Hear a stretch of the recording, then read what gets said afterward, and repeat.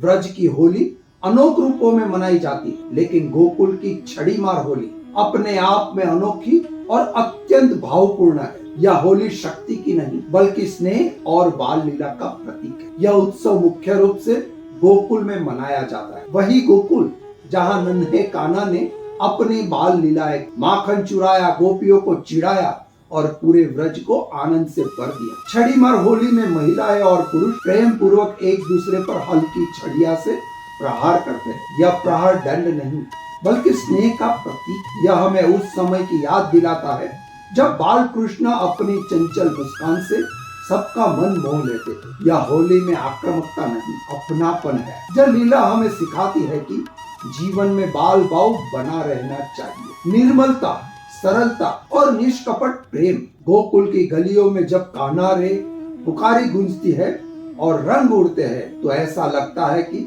मानो समय ठहर गया हो और हमें उसी युग में पहुंच गए हो ऐसा लगता है। जब मन में कृष्ण का बाल रूप बस जाए तो हर उत्सव मासूमियत से भर जाता है। गोकुल की यह होली हमें याद दिलाती है कि भक्ति केवल पूजा नहीं बल्कि आनंद से भरा जीवन जीने की कला है। ब्रज की होली का सबसे ऊर्जावान और रोमांचक रूप है हुरंगा होली। यह उत्सव होली के अगले दिन मनाया जाता है और इसका केंद्र है दाऊ जी का मंदिर, जो बलदेव में स्थित। दाऊ जी अर्थात बलराम जी शक्ति, उत्साह और वीरता का प्रतीक, वही ऊर्जा का प्रतिबिंब है यहाँ की हुरंगा होली। इस दिन मंदिर का प्रांगण रंगों से सराबोर हो जाता है। महिलाएं पुरुषों को पकड़कर प्रतीकात्मक रूप से दंड देती है, उनके वस्त्र खींचती है और कोड़ों जैसी रस्सियों से हल्के प्रहार करती है। पुरुष भी हंसते हुए इस लीला का हिस्सा बनते हैं।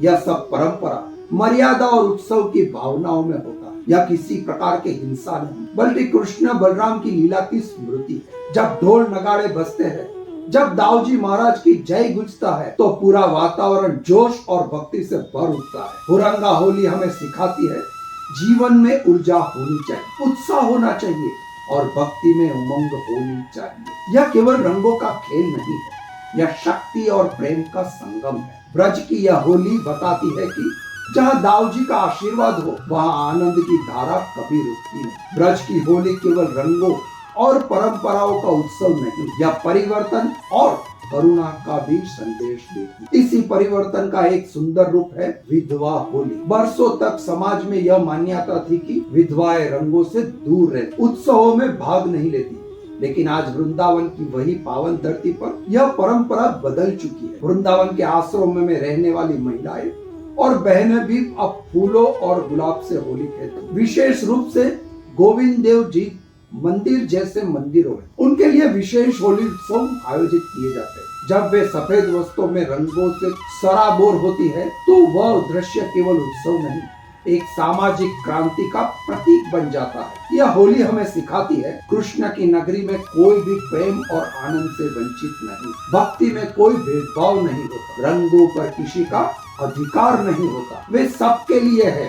विधवा होली का आध्यात्मिक अर्थ है जीवन चाहे कितनी भी कठिनाई दे, प्रेम और आशा का रंग कभी फीका नहीं पड़ना चाहिए।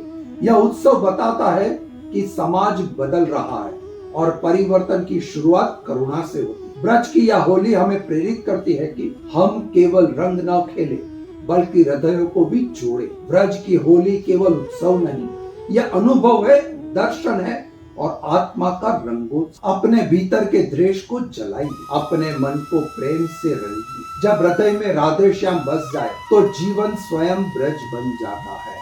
राधे राधे।